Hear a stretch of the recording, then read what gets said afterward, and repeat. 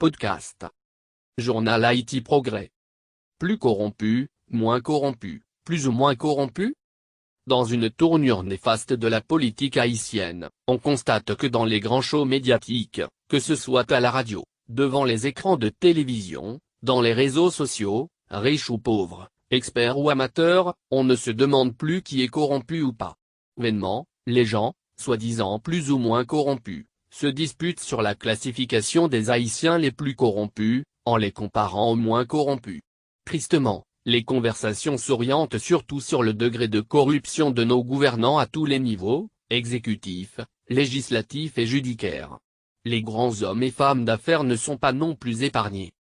Certains journalistes, parfois fameux, souvent fâchés et trop souvent malheureux, attaquent sans pitié, citant ceux qu'ils appellent corrupteurs, corrompus, désignant quelques familles riches qui vivent dans les hauteurs de Port-au-Prince. À leur tour, celles-ci répliquent en pointant du doigt certains médias qu'elles qualifient d'opposants et partisans qui, selon eux, sont à la solde de leurs adversaires dans les affaires. Certains analystes parlent même de guerre froide entre Haïtiens d'origine allemande et juive et arabo-syrienne, tous, des bourgeois haïtiens représentant l'élite économique du pays. Ils font partie du 1% qui s'enrichit scandaleusement au détriment du reste de la population, selon certains blogueurs. Laissons de côté toute conspiration. Ce qui est important aujourd'hui, c'est qu'on doit tous s'accorder qu'Haïti s'enfonce, tous les jours davantage, dans ce méli-mélo de dénonciateurs dénoncés, d'accusés accusateurs, de protecteurs non protégés, de juges mal jugés, de persécuteurs persécutés, sans oublier des contrôleurs contrôlés. Les trompeurs se font passer pour des victimes de leur propre tricherie.